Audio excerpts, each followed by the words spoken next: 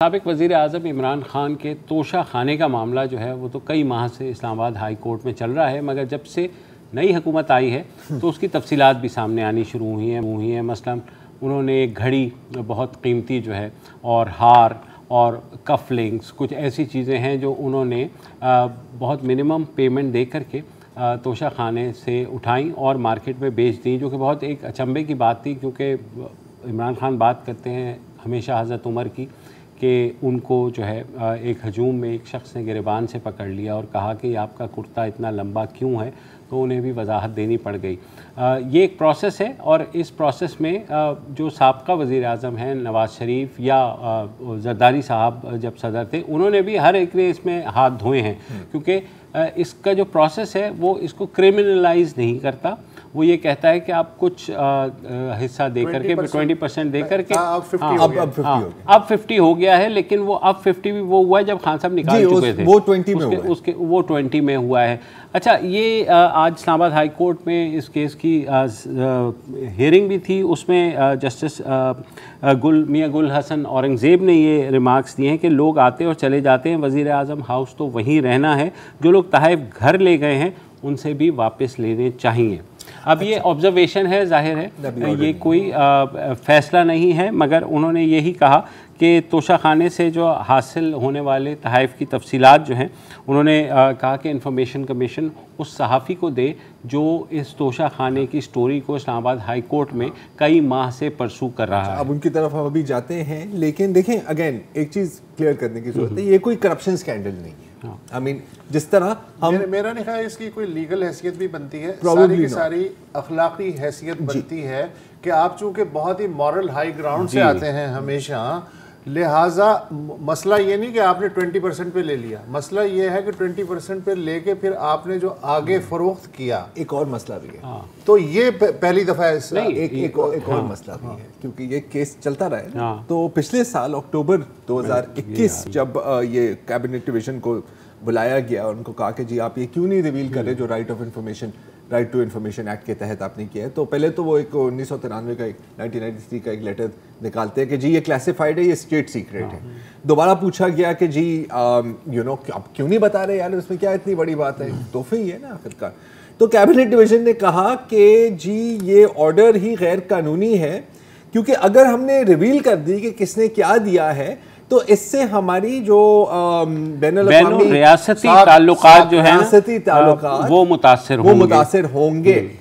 इस शेर में शायद ये कह रहे हैं कि अगर उन लोगों को पता लग गया कि सस्ते में खरीद कर हमने महंगे में ओलेक्स कर दिया है तो अच्छा नहीं लगेगा। बॉटम लाइन ये है। तो उसने मुल्क को बदनामी से बचाया। अच्छा, एक वाकया मैंने सोशल मीडिया पर पढ़ा और उस कार की तस्वीर भी है। अयूब खान को जॉन एफ कैनेडी ने एक कीमती गाड़ी तोहफे में दी थी, डेमलर वो ले आए। उन्होंने क्या किया कि नीलामी करवाई उसकी और उसके पैसे सरकारी खजाने में जमा कराए। वो नीलामी में सिंध के एक जागीरदार साहब थे, उन्होंने वो गाड़ी खरीद ली और वो फिर उन्होंने सेव कर ली। This is perfect. लेकिन मसला ये है कि या तो ये है कि आप वो लेके और वो उसको नीलाम करवा देते और उसके पैसे कहीं जमा करा देते। आपने इस बुनियाद पे कि अब तो 20% में मेरे हो गए हैं, जाके उसको बेच दिया और इसकी सारी एक मॉरल और रियासत का जो इमेज बनेगा इंटरनेशनली, सारी डिबेट वो है और इलीगल मसला नहीं है। और ये डिबेट कि आपने सालों तक इसको कवर करने की कोशिश क्यों? या तो आप ये बड़ी अजीब बात है। आज जस्टिस मियां गुल औरंगज़ेब ने ये कहा कि एक हद तक पैसे देकर तोहफे रख लेना कोई बात नहीं है। एक पॉलिसी बनाए कि वसूल होने वाला हर तोहफा सिर्फ खजाने में जमा होगा। तहफ़ सिर्फ मिलते ही नहीं हैं, तहफ़ आप देते भी हैं। तो अवाम के टैक्सों से बैरून मुल्क सरबराहान को जब आप तहफ़ देते हैं तो जाहिर है ये जो आते हैं तहफ़ वापस, उसे भी अवामी जगह पर रखना चाहिए। हो गया जो कि हो गया, तो आप उसे टैक्स में शो कर दें, FPR के नोटिस में आ जाए और आप बताएं जी मैंने तो बिल्कुल लीगल काम किया है। अगर तो फिर वो डिबेट इतनी ज़्यादा ना हो। अच्छा, हमारे साथ सहाफ़ी अबरार खालिद मौजूद हैं। ये वो साहब जो कई माह से, बल्कि मैं कहूँगा साल से ऊपर हो गया है, इस केस को परसू कर रहे हैं। और जो इनको मुश्किलात पेश आई हैं, क्योंकि आपको पता है इतना बड़ा ये नेशनल सीक्रेट था कि शायद हमारे जो है जौहरी मामलात इतने सीक्रेट नहीं हैं जितना ये सीक्रेट मामला होता है कि वज़ीर आज़म ने तोशे खाने में से क्या लिया और कहाँ बेचा। तो अबरार, आपके लिए आज की हियरिंग से कोई उम्मीद बंधी है, क्योंकि उन्होंने हिदायत जारी की है इंफॉर्मेशन कमीशन को कि आपको तफसीलात फराहम की जाएँ। अस्सलाम वालेकुम सर, मैं एक तो शुक्रगुजार हूँ कि दूसरी बार मुझे आपके प्रोग्राम में मौका मिला है। तो आज मैं कहूँगा कि कुफ्र टूटा खुदा खुदा करके, क्योंकि 8 दिसंबर को लास्ट हियरिंग थी, उसके बाद डेट ही फिक्स नहीं हो रही थी इस मुकदमे की। तो आज की डेट फिक्स हुई थी और आज जो ऑर्डर हुआ है मैं उससे काफ़ी हद तक पुरुमीद हूँ और सेटिस्फाइड भी हूँ, क्योंकि जज साहब ने जो ऑर्डर दिया है साथ में जो ऑब्जर्वेशन दी है वो काफ़ी क्लियर है।